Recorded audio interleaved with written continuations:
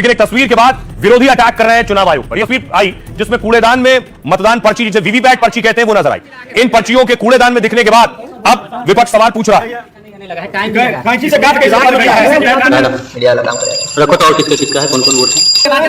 तो वीवीपैट पर्चियों को लेकर बवाल शुरू हो गया है। समस्तीपुर के केएसआर कॉलेज के पास कई बेकार वीवीपैट पर्चियां मिली। वीवीपैट पर्चियों का वीडियो आरजेडी की ओर से जारी किया गया।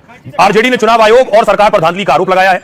कहा गया कि शुरुआती जांच हुई तो पता चला कि पर्चियां मॉक पोल प्रक्रिया से जुड़ी हुई हैं, यानी ये पर्चियां चुनाव और मतदान से जुड़ी नहीं। पर्चियां उस वक्त की हैं जब चुनाव अधिकारियों को ट्रेनिंग कराई जा रही थी। चुनाव आयोग ने 2 कर्मचारियों को सस्पेंड कर दिया है, जांच के आदेश दिए हैं, साथ ही एफआईआर भी दर्ज की गई है और सभी उम्मीदवारों को जानकारी दी गई। दरअसल वीवीपैट व्यवस्था के तहत वोट डालने के बाद एक पर्ची बनती है। पर्ची पर जिस उम्मीदवार को वोट दिया गया है उनकी जानकारी होती है। विवाद की स्थिति में वोट के साथ पर्ची का मिलान किया जा सकता है। ईवीएम में लगे शीशे की एक स्क्रीन पर यह पर्ची 7 सेकंड तक दिखाई देती है।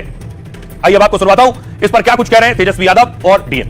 वीवीपैट के पर्चे जो है सड़कों पर फेंके मिले, सीसीटीवी बंद हो जा रहा है, तो ये चुनाव आयोग को स्पष्ट होना चाहिए कि ऐसा क्यों हो रहा है।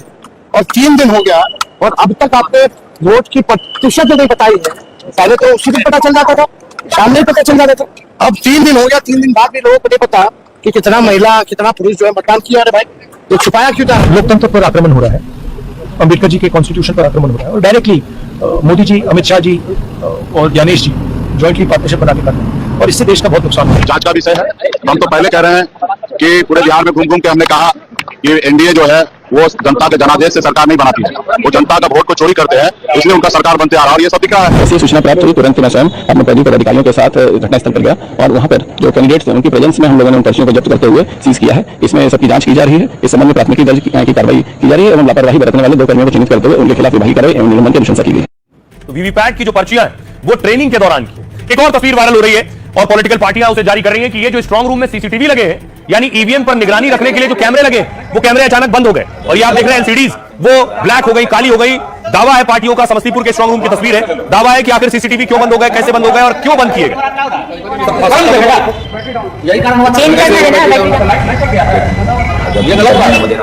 और समस्तीपुर के साथ नालंदा से भी इस तरह की तस्वीरें आई। आरजेडी ने तस्वीरें जारी की हैं और कहा यहां भी सीसीटीवी काम करना बंद कर दिए।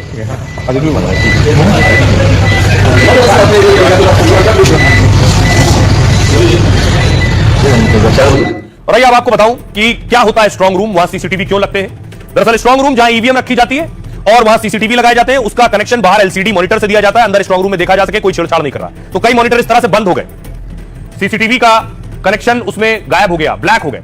3 जगह स्ट्रांग रूम की निगरानी को लेकर विपक्ष ने सवाल उठाए। समस्तीपुर में स्ट्रांग रूम की वेबकास्टिंग अचानक बंद हो गई। विपक्ष ने स्ट्रांग रूम के सारे टीवी बंद होने का वीडियो जारी किया। कई पार्टियों ने गड़बड़ी का आरोप लगाते हुए शिकायत दर्ज कराई। इस बीच हाजीपुर में स्ट्रांग रूम के सीसीटीवी बंद होने का वीडियो सामने आया। आरजेडी ने इंस्टाग्राम हैंडल पर वीडियो डालकर गड़बड़ी का आरोप लगाया। नालंदा में भी कॉलेज स्ट्रांग रूम का सीसीटीवी बंद होने का आरोप लगा। इस सिलसिले में आरजेडी ने चुनाव आयोग से लिखित शिकायत की है। आरजेडी ने चुनाव आयोग से स्ट्रांग रूम की सुरक्षा बढ़ाने की मांग की।